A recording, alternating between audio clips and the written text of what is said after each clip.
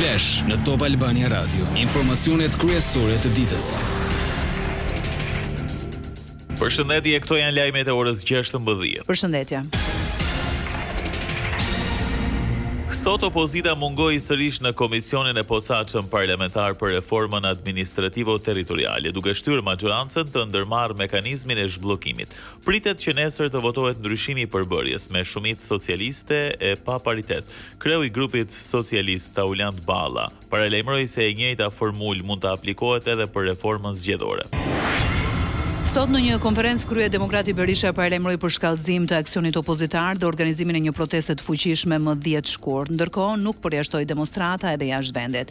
Për Berisha, ndërheqja e shefit të qeverisë është zgjidhja e vetme. Ai tha se qytetarët ju kërkojnë të mos largohen nga bulevardi pa ikur Rama. Kryeministri Edi Rama reagoi pas seancës dëgjimore të zhvilluar në gjykatën kushtetuese, ku dy shoqata gjyqtarësh kërkuan rritje të pagave. Rama e cilësoi të papranueshme idenë që subjektet të caktuara të përdorin pushtetin e tyre për të ushtruar presion mbi qeverinë, parlamentin apo pushtete të tjera me synimin për të rrigur pagat personale. Çfarë kërkojnë konkretisht gjykatësit është faktikisht rreth 1800 euro rritje, jo pagë, rritje për gjyqtarin e shkallës parë, rreth 2000 euro rritje për gjyqtarin e apelit dhe rreth 3000 euro rritje për gjykatësit e Spakut, plus BKH-ja, Spaku etj. E duhet të në faktu që Spaku nuk i është bashkuar kësaj iniciative absurde dhe kjo i bën respekt. Unë shpresoj shumë që gjykata kushtetuese mos t'i lërë të njohur të madhe turp i Shqipërisë dhe mos na detyroj të kërkojmë ilaçe të tjera. Sipas kryeministrit, argumentet e shoqatave para gjykatës kushtetuese lën shumë për të dëshiruar nga pikpamja logjike dhe institucionale, duke krijuar shqetësim për nivelin e përgjegjësisë atyre që japin drejtësi në vend. Rama theksoi se në Shqipëri pagat e gjyqtarëve janë aktualisht të njëjta me ato të gjyqtarëve në Greqi. E vërteta është që në Shqipëri pagat e gjykatëve sot siç janë të njëjta me pagat e gjykatëve në Greqi, në një vend të Bashkimit Evropian. Dhe ndërkohë janë 2 fish më të larta sot siç janë sesa pagat e gjykatësve në Maqedoni dhe në Malin e Zi. Pas daljes nga Spaku, ku ishte në zbatim të detyrimit për paraqitje, Sali Berisha akuzoi kryeministrin Rama për ndërhyrje në çështjen e pagave të gjyqtarëve. Sipas kryetarit demokrat, rritja është kompetencë e ekzekutivit, por theksoi se kjo duhet të bëhet në përputhje me kushtetutën dhe ligjin. Berisha u shpreh se qeveria ka deformuar piramidën e pagave duke vendosur rroga të larta sipas interesave personale. Jo piramidë të rrogave përputhje me frymen e kushtetutës dhe ligjit, por ka bërë një piramidë në përputhje me interesat e tij personale, të cilën s'mund ta bënte kurrë. Vërtet ajo është kompetencë ekskluzive e ekzekutivit, por vërtet ekzekutivi është i detyruar ta ushtrojë atë kompetencë në përputhje me parimet, frymen dhe germen e ligjit. Edi Rama ka shkelmuar me 2 këmbët e tij. Lajmet në internet në adresën www.topalbaniaradio.com. Atentati i mbrëmshëm në Ril të Lezhës, policia dyshon se shënjestër ishte Merando Nikulaj, 21 vjeçari është nipi e Ardian Nikulajt, i vrarë në prill të 2023-shit, ndërsa verën e kaluar ka qenë i përfshirë në një sherrë mes disa të rive në Shëngjin. Ndërkaq mbrëm mbeti i plagosur 30 vjeçari Sokol Daci, pronari i Berberhanës ku ndodhi ngjarja.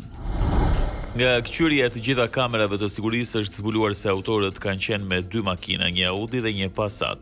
Rolin e qitësve e kishin 2 vetë që qëlluan me breshëri drejt Berberhanës. Në vend ngjarje ndodhej edhe një efektiv i cili dëshmoi se gjendej rastësisht e se qëlloi për të neutralizuar autorët që u larguan. Lajme nga bota. Presidenti i Ukrainës Volodymyr Zelensky tha se një raund i ribisedime është trepalshme me Moskën dhe Washingtonin është caktuar për datat 4 deri në 5 shkurt në Emiratet e Bashkuara Arabe, ndërsa takimi vjen pas një vale tjetër sulme shajrore vdekje prurse ruse ndaj objekteve civile. Kishte pasiguri rreth bisedimeve që fillimisht ishin planifikuar të mbaheshin dje në kryeqytetin e Emirateve. Zelensky tha se ekipi ukrainas ishte gati për negociata të tilla, por se priste përgjigje nga Shtetet e Bashkuara. Sipas tij, shumë varet nga ajo që pala amerikane do të arrijë në mënyrë që njerëzit i besojnë si procesit ashtu edhe rezultateve. Qeveria franceze sot përballet me 2 mocione mosbesimi pasi e kaloi buxhetin në Asamblen Kombëtare pa një votim përfundimtar. Pas dite deputetët nisin një debat mbi ndërheqjen ose jo të besimit ndaj kabinetit të Qendrës së Majt. Nuk pritet rënia e ekzekutivit. Art dhe kulturë. Çmimet Grammy 2026 folën spanjisht. Në vitin e masave të ashpra të Donald Trumpit ndaj emigracionit, reperi portorikan Bad Bunny fitoi çmimin për albumin e vitit me debit i rar mas fotos, artisti i parë latin që triumfon në këtë kategori. Benito Antonio Martinez Ocasio u shfaqi mbi ngarkuar nga emocionet. Vitin e kaluar anuloi koncertet e tij në Amerikë për të shmangur ekspozimin e fansave ndaj kërcënimeve nga agjentët e anti-emigracion të ICE-it. Çmimin më të rëndësishëm të mbrëmjes ia dedikoi të gjithë njerëzve që u detyruan të largoheshin nga Deu për të ndjekur ëndrat e tyre.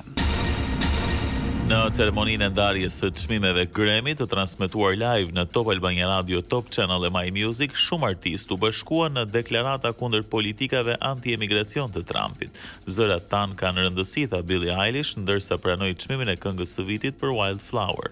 Mes pjesëmarrësve ra në sy spilat me mbishkrimin Ice Out dhe Be Good për të nderuar viktimat e përleshjeve të fundit mes agjentëve federale e civilëve. Parashikimi i motit. Sot vendi ndikohet nga kushte atmosferike relativisht të qëndrueshme. Moti vijon me kthjellime, alternime vranësirash mesatare dhe hera herës deri të dendura, më të theksuara në relievet malore ku nuk mungojnë rreshje shiu. Temperaturat luhaten nga -2 në 10 gradë Celsius. Ndoqët një përmbledhje të zhvillimeve kryesore të ditës. Edicioni informativ i radhës është në orën 17. Unë jam Ersil Ladoko. Unë jam Edi Hallaçi. Kjo është Top Albania Radio.